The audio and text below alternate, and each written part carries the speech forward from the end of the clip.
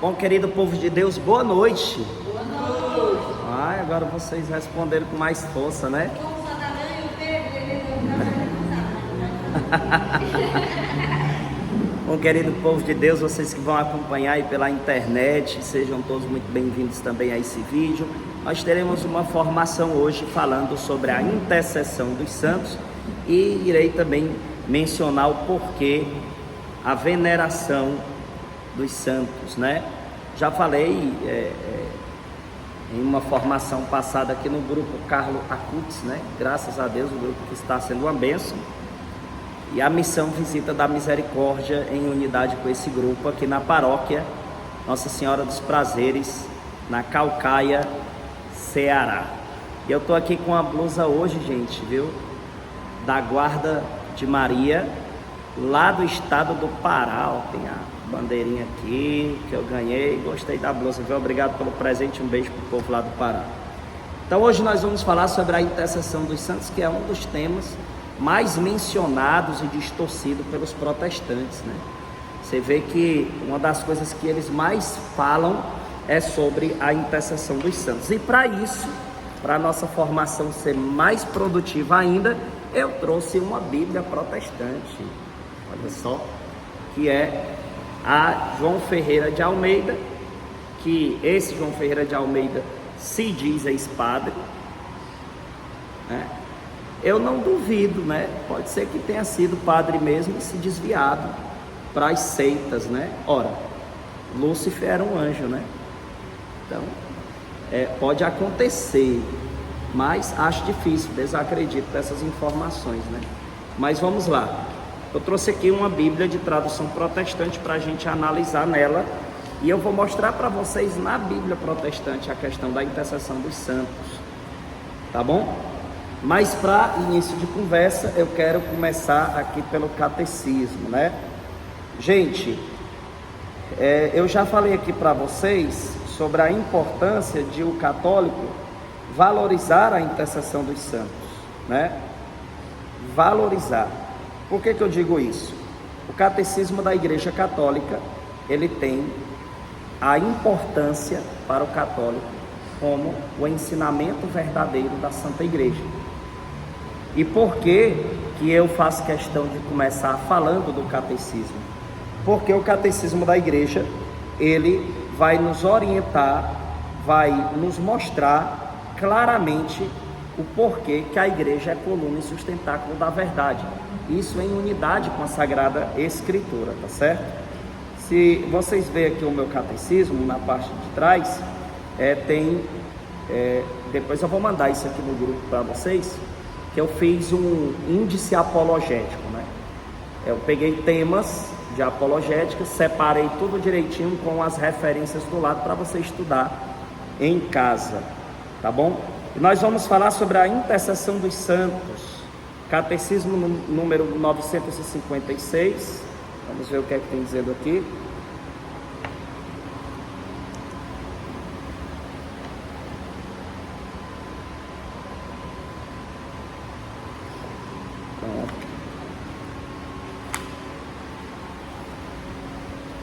Catecismo da Igreja Católica, número 956, que diz assim: a intercessão dos santos, pelo fato de os habitantes do céu estarem unidos mais intimamente com Cristo. Olha só, Catecismo número 956.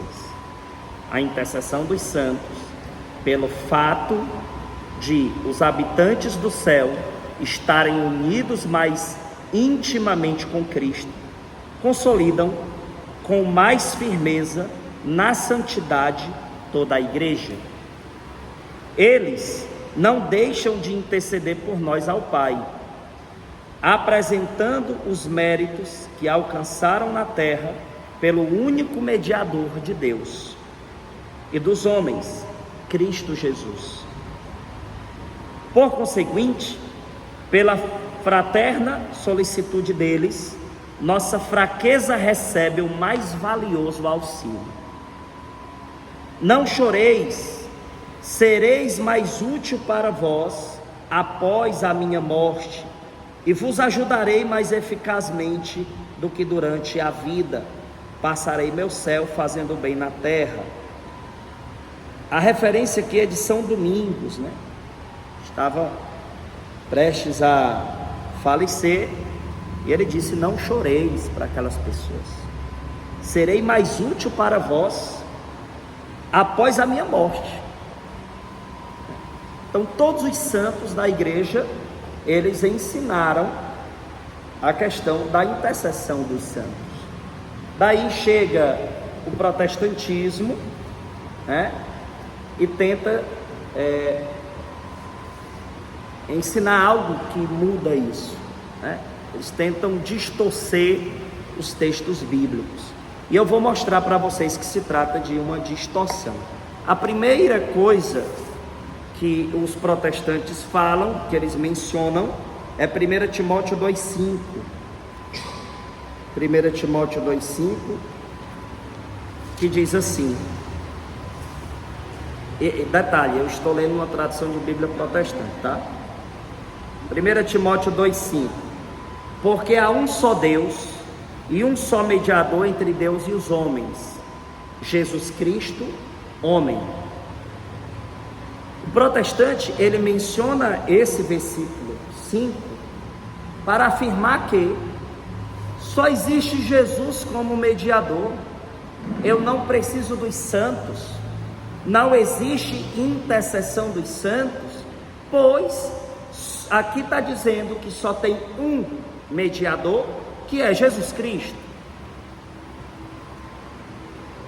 Juntando com esse versículo, o protestante vai usar João 14,6. Vamos ver aqui. João 14, versículo 6. Esses dois são os versículos mais mencionados pelos protestantes. João 14,6 e 1 Timóteo 2,5. O que é que diz em João 14,6? Disse-lhes Jesus: eu sou o caminho e a verdade e a vida. Ninguém vem ao Pai senão por mim. Aí algumas pessoas vão dizer, né? E agora, Daniel, né? E agora, irmão, se está dizendo que ninguém vai ao Pai senão por Ele, então a intercessão dos santos é inválida? Vamos por partes. Primeiro, eu quero esclarecer para vocês 1 Timóteo 2,5.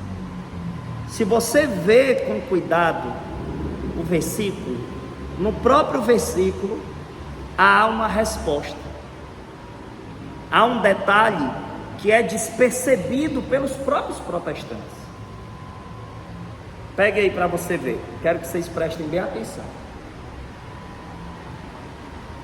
1 Timóteo 2,5. Olha que interessante. Porque há um só Deus e um só mediador entre Deus e os homens, Jesus Cristo, homem, né? Mais pro cantinho de carne. Tô perdendo. Perdeu? Aí, deu certo? Pronto.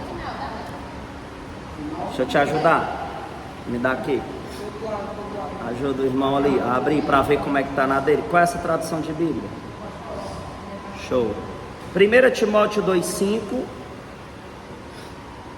Porque há um só Deus e um só mediador entre Deus e os homens, Jesus Cristo, homem. Não está assim aí? Estou lendo uma tradução de Bíblia protestante. No próprio versículo tem algo muito importante que os protestantes passam despercebido. Ou seja, é como diz aqui no Ceará, né? Se faz de doido, né? Os pastores se fazem de doido, né? Por que eu digo isso?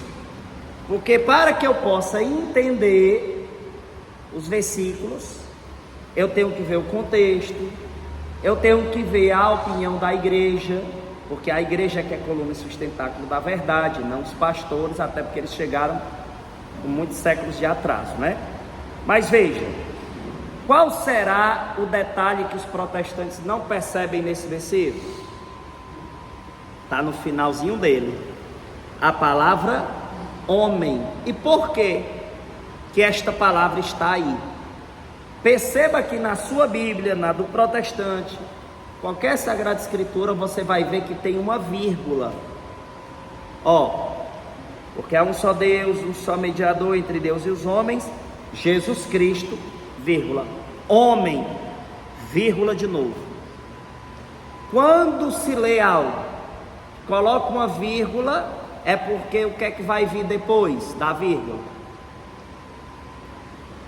Uma continuidade, não é? Vai continuar, não vai o assunto? O assunto que está sendo abordado vai continuar. Não é assim? Aí, o qual se deu a si mesmo em preço de redenção por todos, para servir de testemunho a seu tempo. Ou seja, esta mediação não está falando de oração, gente. Está falando do sacrifício de Jesus Cristo no madeiro da cruz. Só há um mediador entre Deus e os homens, Jesus Cristo, homem. Aí diz, o qual se deu a si mesmo. Ou seja, esta mediação, o protestante diz o quê? Eu não preciso da intercessão dos santos, porque o único mediador é Jesus. Aí você tem que dizer para ele, mas ali no versículo 5, a continuação dele é o 6. Ali está falando de Jesus Cristo, homem. Por que lá dá esse destaque, homem? Porque se trata do sacrifício de Jesus Cristo na cruz. Porque a Sagrada Escritura, ela pode ser contraditória por ser palavra de Deus? Não. Agora vai para o versículo de número 1, por favor. Admoesto-te, pois, antes de tudo, que se façam deprecações, orações, intercessões. Isso é protestante. Na sua não tem intercessão, na deles, olha só que loucura, né? Vou ler de novo, os pedras de sal que estiver me assistindo aí. Olha, admoesto-te, pois, antes de tudo, que se façam deprecações, orações, intercessões e ação de graças por todos os homens. Agora deu um nó na cabeça, porque se ele está dizendo que nós temos que rezar por todos os homens, mas mais na frente diz que só Jesus é o mediador, então, e o protestante diz que se trata de intercessão, como que só Jesus pode interceder, se no versículo 1 me ensina a interceder por todo mundo?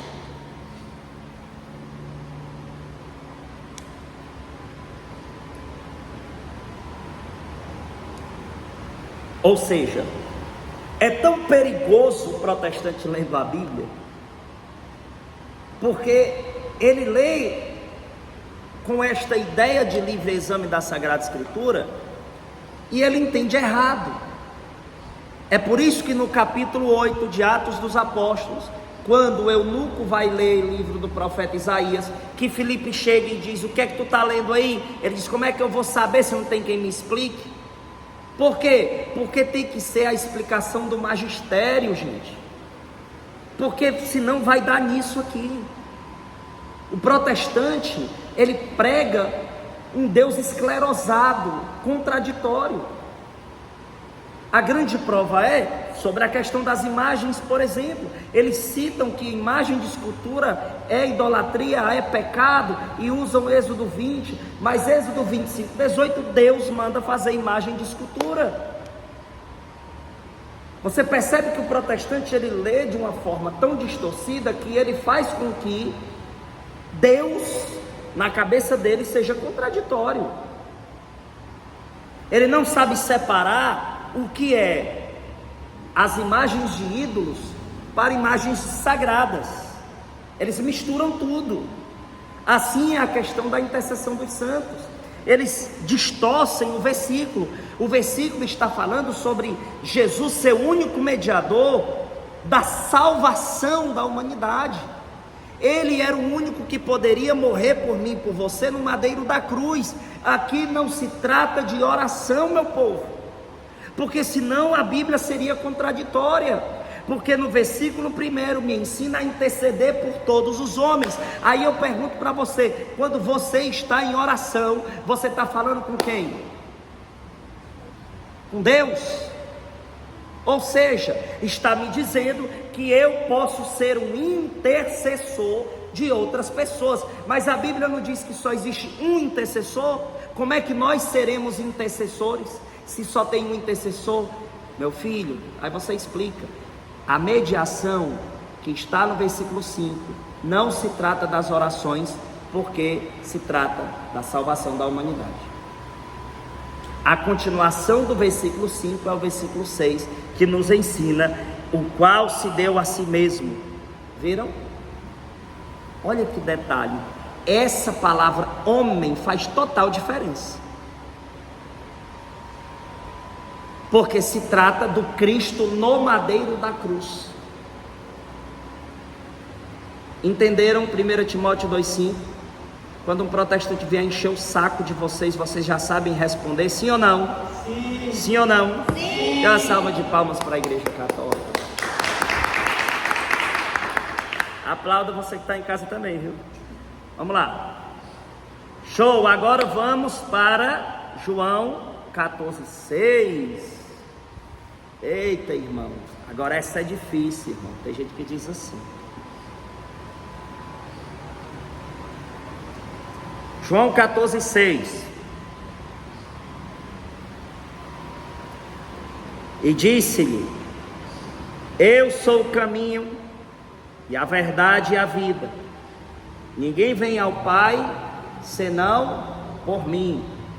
Daniel, se ninguém vai ao Pai senão por Jesus, então não existe a intercessão dos santos? Ou não há necessidade dos santos? Vamos lá. Mais uma vez, o versículo está falando sobre o santo sacrifício de Jesus Cristo. Por quê? Porque em Isaías 59, do versículo 1 ao 2, eu mostrei para vocês na formação passada sobre a Virgem Santíssima, que o pecado coloca uma barreira entre nós e Deus, que nos separa de Deus. Ou seja, a humanidade que foi separada, existiu uma barreira. Esta barreira, ela foi quebrada com o quê? O santo sacrifício de Jesus no madeiro da cruz. Então, mais uma vez, os protestantes distorcem os versículos. E eu vou provar mais ainda isso aqui. Quando Jesus diz que ninguém vai ao Pai senão por Ele, é referente ao quê? Somente por Ele, o santo sacrifício no madeiro da cruz, que nós tivemos acesso, porque a barreira estava existente. Jesus se entrega por nós no madeiro da cruz. O sangue de Jesus, como diz em 1 João capítulo 1, do versículo 5 ao 7, nos purifica de todo o pecado. Então aqui, por mais uma vez, a Sagrada Escritura deixa claro, um versículo que se trata da salvação. Gente, não é de oração. Porque eu posso ser alguém que te conduzo para Deus. Se eu te evangelizo, se eu rezo por você, se eu te trago para a Santa Igreja, eu estou te levando a Deus, Pai, Filho e Espírito Santo. Então, o que é que a Sagrada Escritura deixa claro para todos nós? Que o santo sacrifício de Jesus Cristo nos fez ter ali a quebra da barreira que é mencionada em Isaías 59, do 1 ao 2. O que é que tem a ver o protestante mencionar isso aqui em oração? Vamos lá. Ah, irmão, mas aí, vamos lá. Lá no versículo 13: em tudo quanto pedirdes em meu nome, eu farei, para que o Pai seja glorificado no Filho. Vamos lá. Aí o protestante vem, tá vendo? Aí está dizendo que nós temos que pedir só em nome de Jesus, e não a intercessão dos santos. Mas aonde aqui diz que é só pelo nome de Jesus? Porque eles acrescentam algumas palavrinhas, né? Mas ok, você diz assim, que eu só posso orar pedindo em nome de Jesus. Então, você está dizendo que a Bíblia é contraditória. Por quê? Em 1 Timóteo 2,1 diz que eu tenho que rezar um pelo outro. Nós temos que rezar um pelo outro. Eu posso pedir que você ore por mim.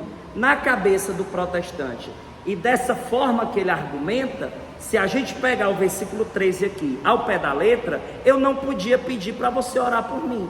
É aquela historinha que eu conto nas minhas pregações, da meninazinha que veio me desafiar, dizendo assim: eu duvido tu responder essa. Aí eu disse: diga, minha filha. Ela: para que Maria se eu tenho Deus? Para que São Francisco se eu tenho Deus? Para que Santa Faustina se eu tenho Deus? Eu olhei para ela e disse: você já pediu para o seu pastor orar por você? Ela: já. Eu: para que se eu tenho Deus?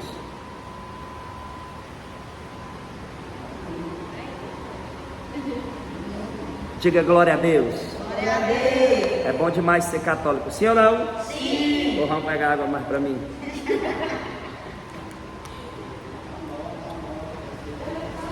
Tá tudo gravadinho aqui, viu? Vocês acham bom, né? Formação é bom demais, gente. Então, olha só. Não é questão de oração, gente.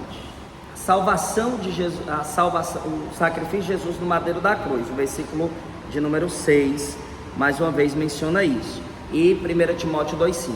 E quando se fala que nós temos que orar, pedir em nome de Jesus, não exclui a intercessão dos santos, pelo simples fato de que os santos rezam por nós em nome de Jesus. Assim como eu pedi para você orar por mim, você vai pedir a intercessão dos santos, e o santo pede em nome de Jesus, como você também pode pedir por mim em nome de Jesus. Temos um detalhe aqui importante. Bíblia de tradução protestante, hein? Vamos lá para Apocalipse 5:8, por favor. Apocalipse 5, versículo de número 8, irmãos. Oh, glória! Vamos lá. Bíblia de tradução protestante. Eita, que eu vou passar a formação toda falando isso, viu, meu povo? Olha só. E havendo tomado o livro, os 4 animais e os 24 anciãos prostraram-se diante do Cordeiro, tendo todos eles harpas, olha só que interessante, e salvos de ouro, cheias de incenso, que são as orações dos santos. Agora complicou para o protestante. Por quê? Peraí. Como é que é aqui, meu filho? Se só há um mediador de oração, aí eu pergunto para vocês, né? E havendo tomado o livro, os 4 animais e os 24 anciãos. Esses anciãos estavam fazendo o que ali? Olha o detalhe. Prostraram-se diante do Cordeiro. Quem é o Cordeiro? Quem? Jesus. É. Eles se prostraram para quê, meu povo? Tendo todos eles harpas e salvas de ouro, cheias de incenso. Ou seja, eles estavam ali reconhecendo, né, o Cordeiro, se prostrando diante de Nosso Senhor. E eles estavam, olha só, tendo todos eles harpas e salvas de ouro, cheias de incenso, que são as orações dos santos. Eles estavam com as orações dos santos apresentando ao Cordeiro. os 24 anciãos. Como isso é possível, né? Se só existe um mediador.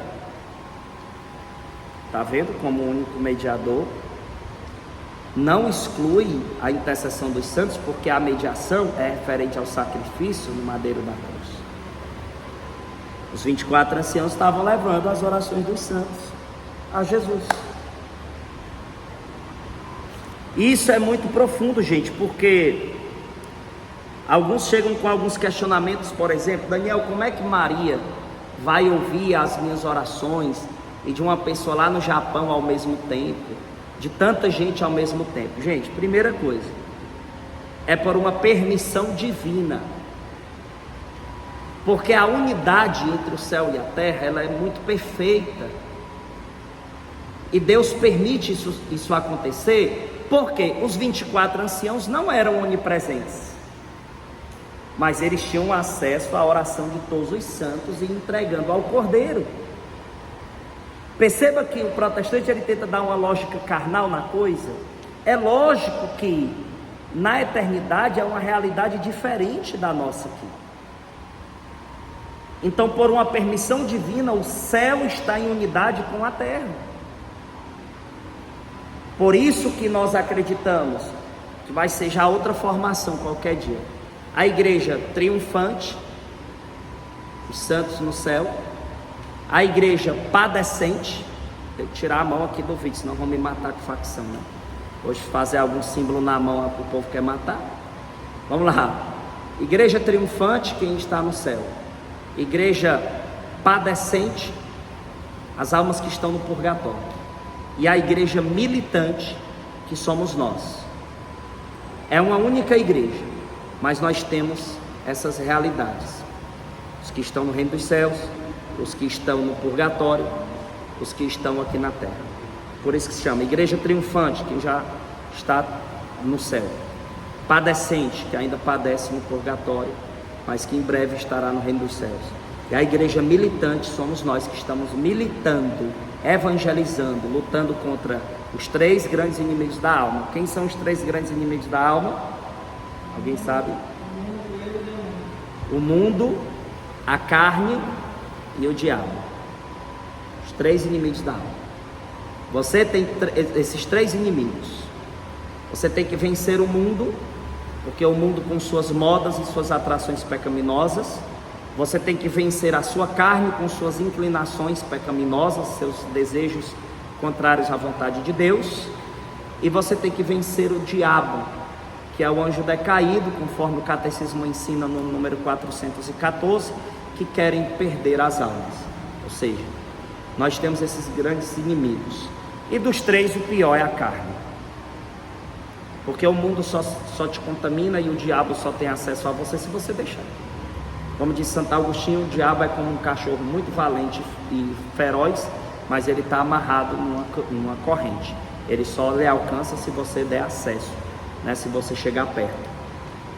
Então, voltando aqui à questão da intercessão dos santos, os 24 anciãos levavam as orações, certo, ao Cordeiro. Aí olha que interessante, o protestante vai dizer que não, os santos estão dormindo, estão inconscientes, porque lá em Eclesiastes diz que os mortos nada sabem.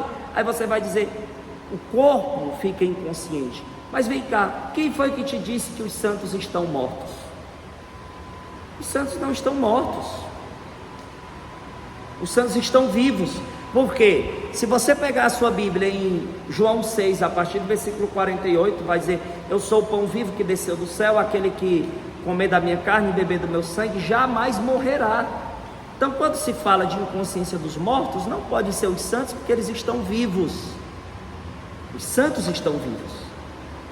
E olha que interessante, aí o protestante diz que os santos estão dormindo. Mentira! Diga para você que está do seu lado, mentira deles. Mentira deles. Olhe para cá, senão a conversa vai longe. Se você pegar Gênesis 4:10, se lembra de Abel que foi morto por Caim? Em Gênesis 4:10 diz que o sangue dele clamava por justiça. O que significa isso? Que ele estava clamando por justiça. Como é que ele está dormindo e está clamando, gente? Pelo amor de Deus. Os santos estão conscientes, não inconscientes. Vocês estão em Apocalipse 5:8, vai para Apocalipse do 9 ao 10. Vai dizer, olha só, tradução de Bíblia protestante. E havendo aberto o quinto selo, vi debaixo do altar as almas dos que foram mortos por amor da palavra de Deus e por amor do testemunho que deram. E clamavam com grande voz, dizendo: até quando, ó verdadeiro e santo dominador, não julgas e vingas o nosso sangue dos que habitam sobre a terra? Perceba o detalhe. Eles estão clamando por justiça. Eles quem? Os mártires. Então os santos não estão inconscientes. Se eles estivessem inconscientes, eles não estariam falando. E outra coisa, eles sabem do que está acontecendo na terra, porque eles vão lá e dizem, até quando, ó verdadeiro e santo dominador, não julgas e vinga o nosso sangue dos habitantes sobre a terra? Então eles viam as pessoas da terra. A grande prova está aqui. Aí olha só, ainda no Apocalipse, pega aí o capítulo 8, versículo 3. Olha que interessante. E veio outro anjo e pôs-se junto ao altar. Se colocou junto ao altar, tendo um incensário de ouro, e foi-lhe dado muito incenso para o pôr. Olha que forte isso aqui, gente. Para o pôr com as orações de todos os santos sobre o altar de ouro que está diante do trono. Cara, peraí, veio outro anjo. Aqui está falando de um anjo que ele ia colocar ali as orações de todos os santos, para você ver como existe uma permissão divina para que os santos tenham acesso às orações, assim como um único anjo teve acesso à oração de todos os santos. Todos. Ah, Daniel, eu posso ter fé nos santos? Você está vendo claramente a Sagrada Escritura dando um fortíssimo testemunho sobre a existência da intercessão dos santos. Gente, a fé católica, ela é linda demais. Então, diante disso tudo, o que é que nós precisamos parar e refletir? Muitas pessoas, elas não param para saber a argumentação dos católicos. Elas ficam aí julgando, né? Ficam aí tentando adivinhar o que o católico acredita. Mas você vê claramente que a fé católica, ela está na Sagrada Escritura. Aí olha só, eu posso ter fé nos santos? Aí o protestante vai dizer, não, você tem que ter fé só em Deus. Vai aí para a epístola Filemon, epístola do apóstolo Paulo a Filemon. Ela é mais complicadinha de achar, mas Hebreus é depois dela. Ache Hebreus, vai para o capítulo 1 de Hebreus, aí é só você ver o capítulo antes.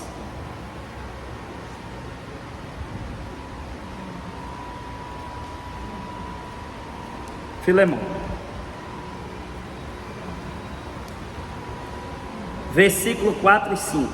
Qualquer coisa acompanha um com o outro aí para não demorar tanto, né? Chegaram aí? Encontre Hebreus, antes do capítulo 1 de Hebreus, você vai achar 1 de Hebreus. Vai no capítulo 1 de Hebreus, antes. Versículo 4 e 5. Graças dou ao meu Deus, lembrando-me sempre de ti nas minhas orações. Olha aí a intercessão. Veja só que vê aí o versículo 1, ó. Paulo, prisioneiro de Jesus Cristo, e o irmão Timóteo, ao amado Filemon, nosso cooperador. Eles estão direcionando a palavra a quem? A Filemon, né? E a nossa irmã Áfia, e a Arquipo, nosso companheiro, e a igreja que está em tua casa. Graça a vós e paz da parte de Deus, nosso Pai, e da do Senhor Jesus Cristo. Aí chega no versículo que eu cheguei com vocês. Graças dou ao meu Deus, lembrando-me sempre de ti nas minhas orações, ouvindo o teu amor e a fé que tens para com o Senhor Jesus Cristo e para com todos os santos. Não, eu só posso ter fé em Jesus. Gente, eu estou lendo na Bíblia de tradução protestante. Olhe para a pessoa que está do seu lado e diga: a casa caiu para eles.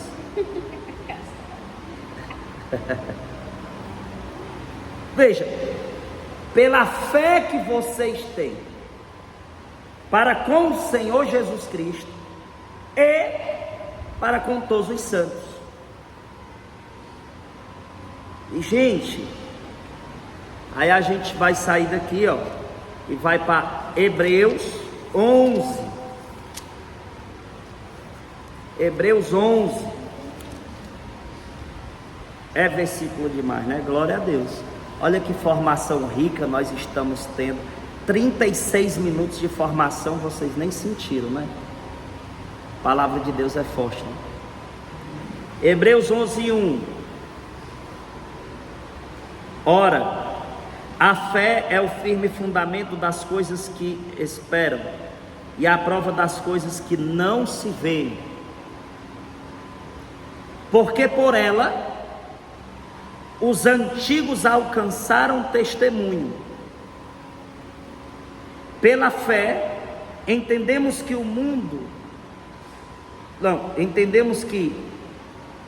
os mundos, pela palavra de Deus, foram criados de maneira que aquilo que se vê não foi feito do que é aparente. Olha que forte. Versículo 4. Pela fé Abel ofereceu a Deus maior sacrifício do que Caim, pelo qual alcançou testemunho de que era justo, dando Deus testemunho dos seus dons. E por ela, depois de morto, ainda... Aí eu pergunto a vocês, ele vai estar falando o quê? Clamando por justiça, Gênesis 4:10, e clamando pela humanidade, gente. Os santos intercedem por nós. Daniel, mas aí Daniel, aí vem o protestante. Deixa eu lembrar aqui. Daniel capítulo de número 10.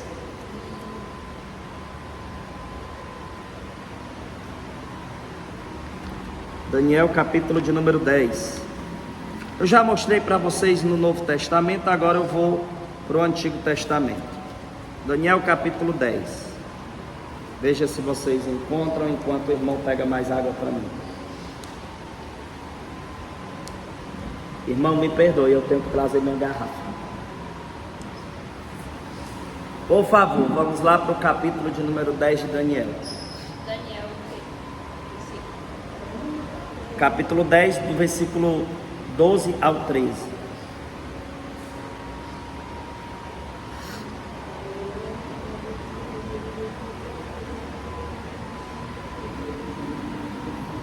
É bênção de Deus, é bênção.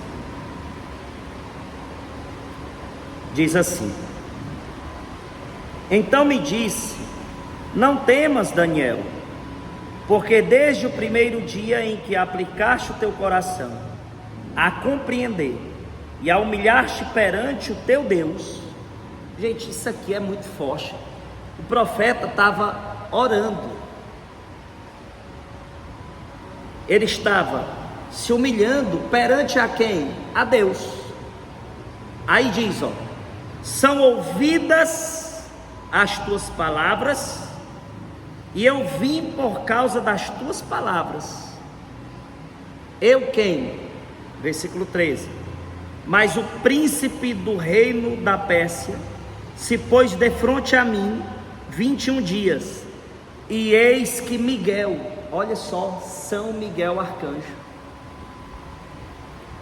um dos primeiros príncipes, veio para ajudar-me, e eu fiquei ali com os reis da Pérsia. O profeta orou.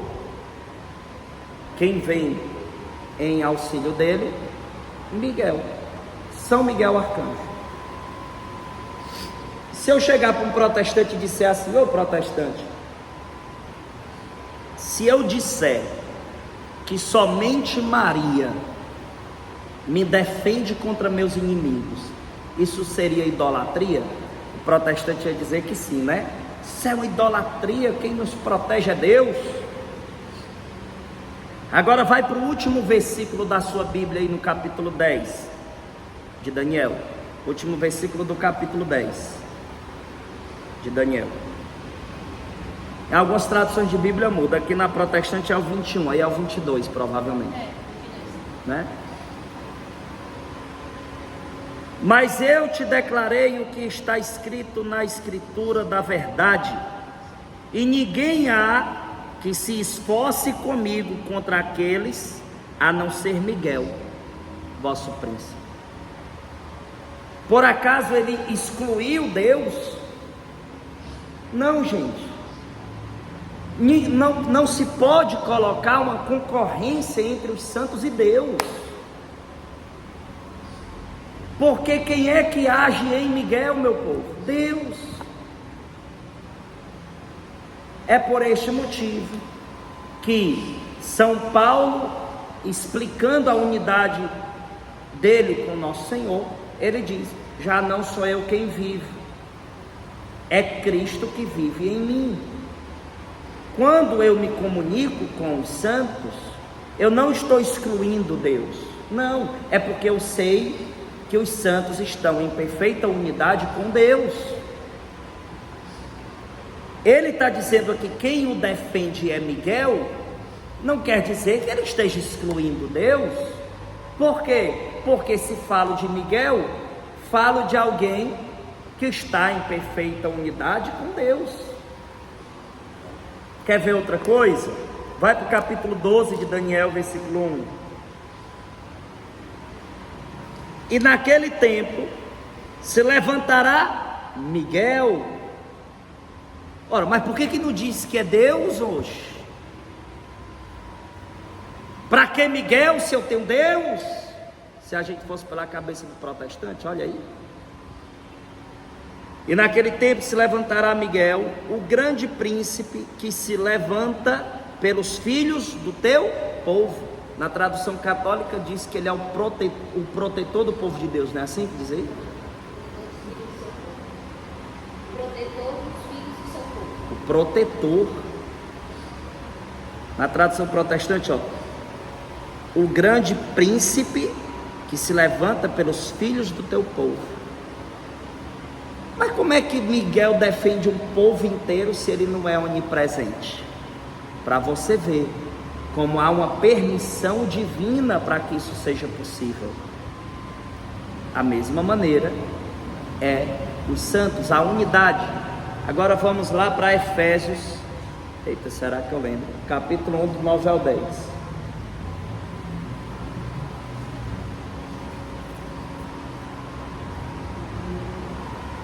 Gente, eu acho que a gente vai passar um pouquinho aqui de 1 hora, não tem problema não. 44 minutos, né? Efésios 1, do 9 ao 10, por favor. Aqui vai dizer: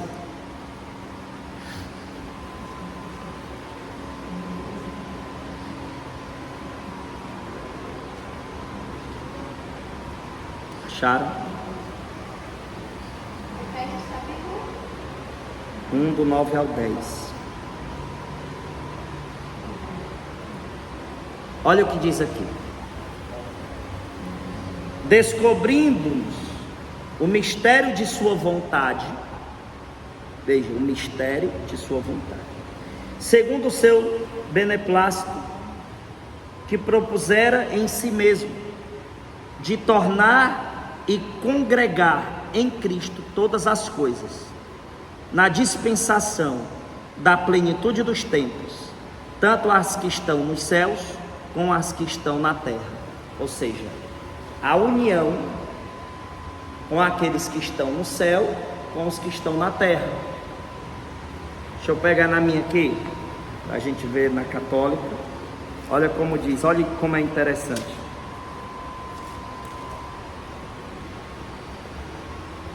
Ele nos manifestou o misterioso desígnio de sua vontade, que em sua benevolência formara desde sempre, para realizá-lo na plenitude dos tempos, desígnio de reunir em Cristo todas as coisas, as que estão nos céus e as que estão na terra.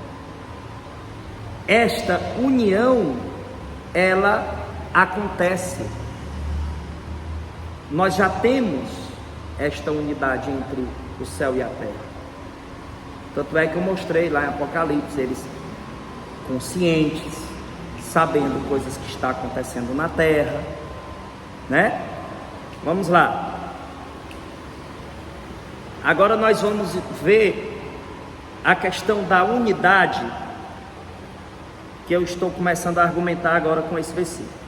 Pegue aí, por gentileza, 1 Coríntios 12.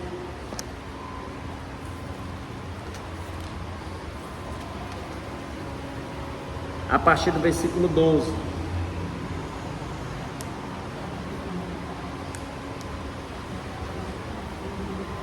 (47 minutos de formação, glória a Deus).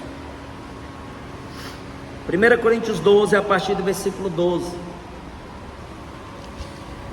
Paulo, ele vai explicar a unidade que há no corpo místico de Cristo. O que é o corpo místico de Cristo? A igreja. A igreja é o corpo místico de Cristo. É um só corpo, é um só povo, que tem uma única cabeça, que é Cristo. Que Cristo é o cabeça da igreja e nós fazemos parte do corpo místico de Cristo. Por que há esta explicação por parte de Paulo? Porque ele quer explicar como funciona a união de todo o povo de Deus na mesma fé. É uma união, gente, espiritual.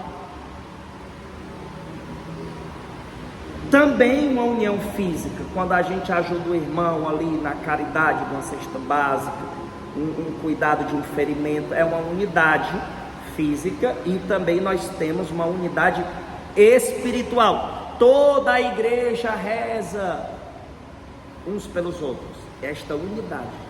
Por exemplo, se você está andando numa rua, eu vou perguntar uma coisa aqui que parece bobagem, mas não é.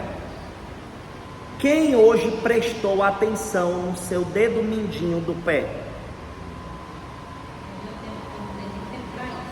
Pronto, a irmã nem tem tempo para isso. Beleza, né?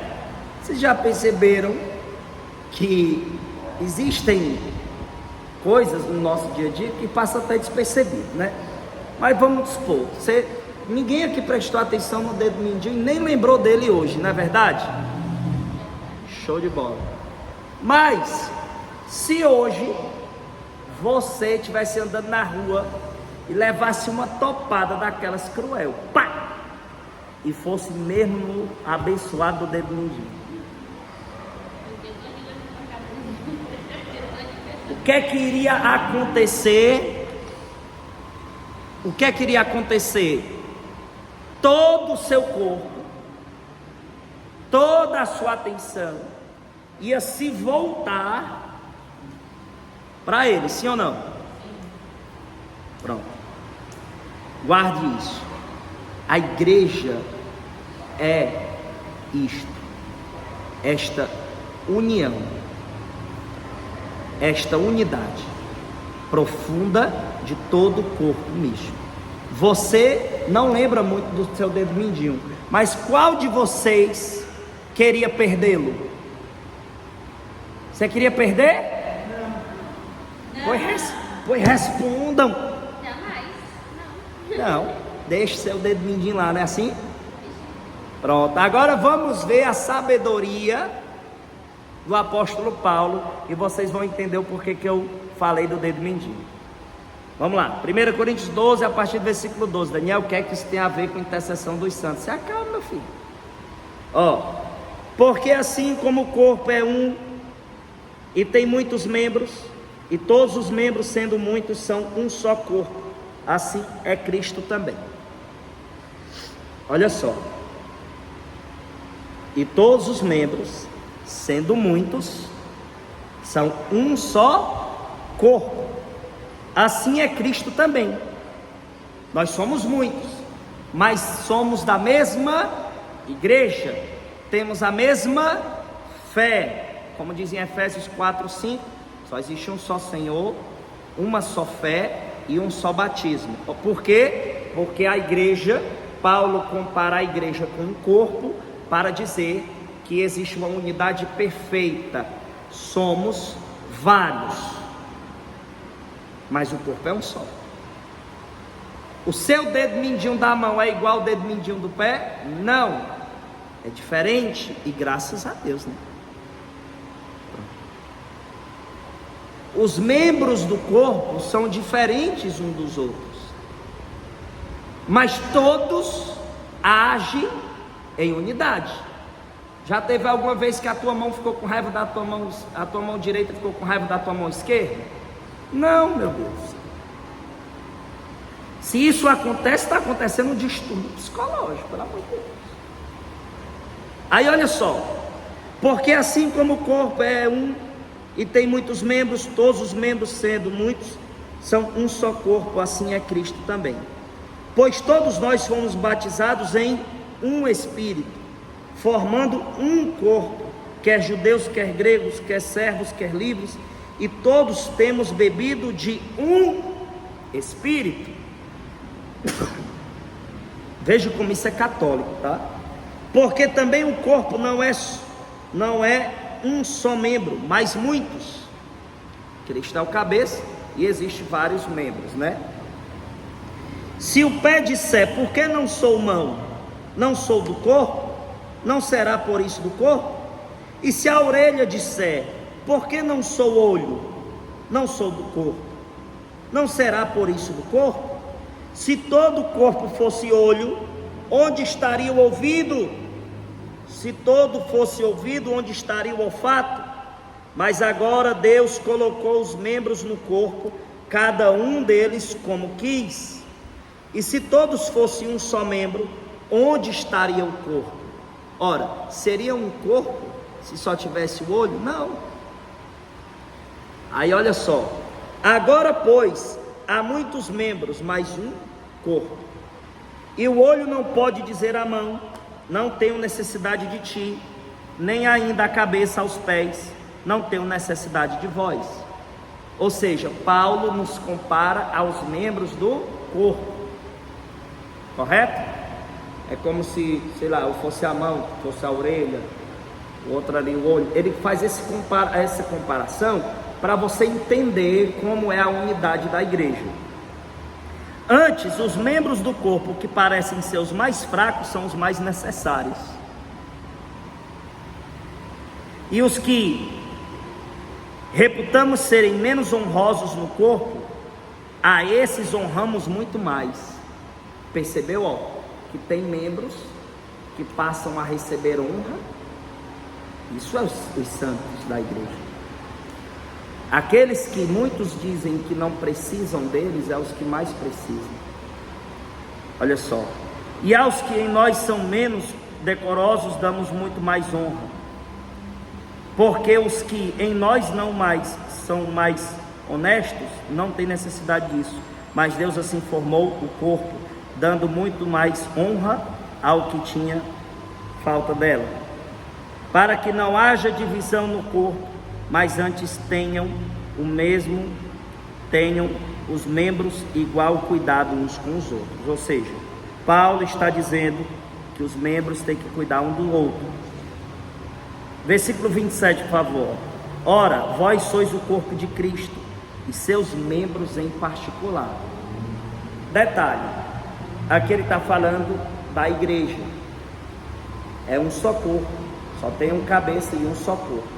Isso tem como se aplicar ao protestantismo? Não. Por quê?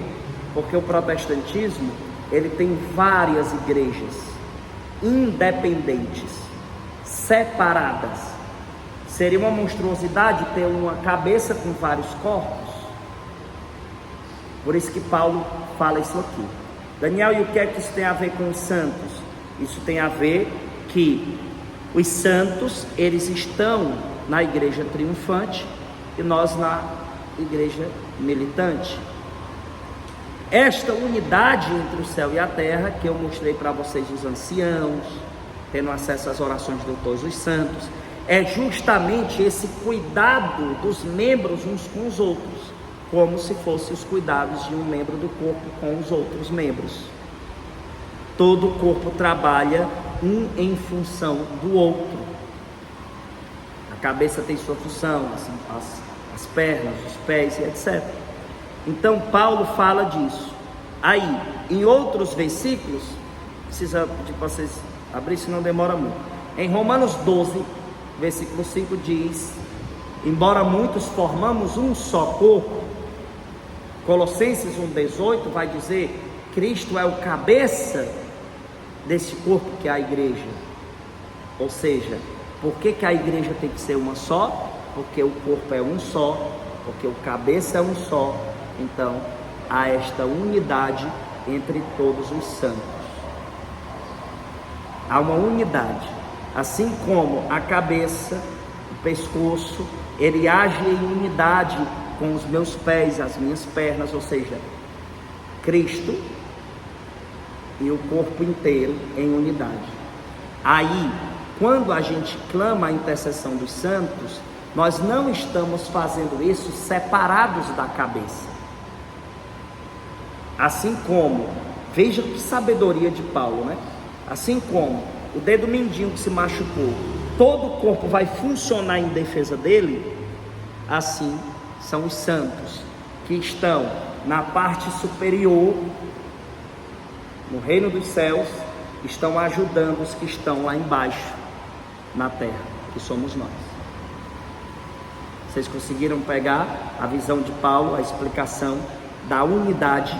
É por isso que em 1 Coríntios 1,10 vai dizer: rogo-vos, irmãos, em nome de nosso Senhor Jesus Cristo, que não tenhais entre vós divisão, vivei em boa harmonia, no mesmo espírito e no mesmo sentimento. Todos nós estamos unidos uns aos outros. Por isso que esta unidade acontece na igreja, entre o céu e a terra. Há uma unidade por permissão divina, assim como o cérebro que funciona me permite ter acesso ao que o dedo mindinho sente quando eu o machuco. Esta é a unidade perfeita da Santa Igreja, a unidade de toda a igreja. Se um membro sofre, todos sofrem. Por isso que há intercessão de uns para com os outros. E os santos no reino dos céus continuam intercedendo, como a gente viu em Hebreus 11. Se você pegar Hebreus capítulo 11 inteiro, você vai ver que lá vai falando das pessoas que obedeceram a Deus. Deixa eu pegar aqui. E tem um detalhe também que eu não posso esquecer de falar. Essas Bíblias protestantes, vou te dizer, viu? A gente se acostuma em achar na Bíblia católica, né? Ó, Hebreus 11, ele vai fazendo uma lista, né? Ó, Vê só, aqui a veneração dos santos, olha só que interessante. Na Bíblia Católica diz que por ela os santos tiveram, olha o versículo 2 aí para mim, lê aí. Foi ela que fez a glória dos nossos antepassados. Pronto, foi ela quem? A fé. A fé fez a glória dos nossos antepassados. Mas o protestante não diz que Deus não divide sua glória com ninguém?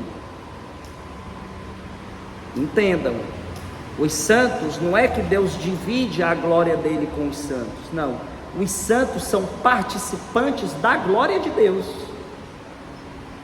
Quando nós glorificamos os santos, nós não estamos colocando eles no lugar de Deus, não. Eles são participantes da glória de Deus. Por quê? Porque obedeceram a Deus. Então já não sou eu que vivo, é Cristo que vive em mim. Quando eu me comunico com os santos, eu me comunico com Cristo que vive nos santos. Olha só, versículo 3: pela fé entendemos que os mundos, pelas palavras de Deus, foram criados. Aí começa, versículo 4, os seguintes: pela fé Abel, né? Versículo 5, pela fé Enoque. Versículo 6, ora, sem fé é impossível agradar-lhe, porque é necessário que aquele que se aproxima de Deus creia que ele existe e que é galardoador dos que o buscam. Versículo 7, pela fé Noé, lembrando, ó, tá vendo? Pela fé Abraão, aí vai, pela fé habitou na terra. Ele vai mencionando os que obedeceram a Deus. Aí, lá no versículo 12, olha o que diz: portanto, nós também, pois que estamos rodeados de uma tão grande nuvem de testemunhas, deixamos todo o embaraço e o pecado que tão de perto nos rodeia e corramos com paciência a carreira que nos está proposta. Aqui diz que há uma nuvem de testemunhas ao nosso redor. Quem são essa nuvem de testemunhas? Os santos. Porque ele vai falar dos obedientes.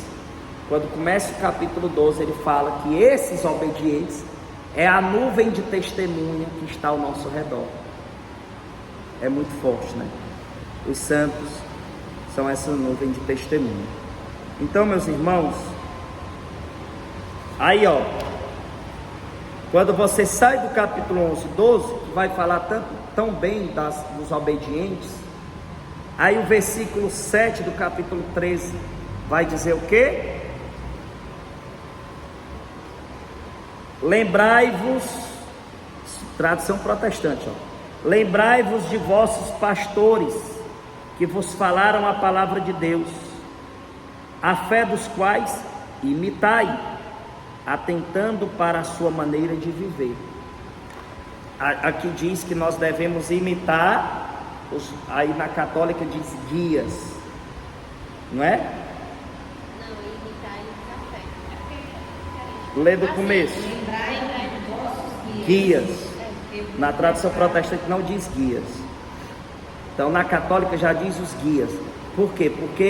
Por que os guias? Porque os santos deixaram um testemunho, um caminho a ser percorrido de vocação. Por que você vê pessoas vestidas igual a São Francisco? Porque está aí na palavra. Eu tenho que imitá-lo, eu tenho que lembrar dele, eu tenho que honrá-lo. Porque em Romanos 2,10 diz: glória, honra e paz a todo aquele que faz o bem. Os santos fizeram o bem. Louvado seja nosso Senhor Jesus Cristo, para sempre seja louvado, e sua mãe Maria Santíssima. Eu espero que vocês tenham gostado desta formação. Os irmãos que aqui estão no grupo Carlo Acutis e os irmãos que irão acompanhar pelo YouTube. Ave Maria, cheia de graça, o Senhor é convosco. Bendita sois vós entre as mulheres, bendito é o fruto do vosso ventre, Jesus. Santa Maria, Mãe de Deus, rogai por nós, pecadores, agora e na hora de nossa morte. Pai nosso que estás nos céus, santificado seja o vosso nome. Venha a nós o vosso reino, seja feita a vossa vontade, assim na terra como no céu. Nosso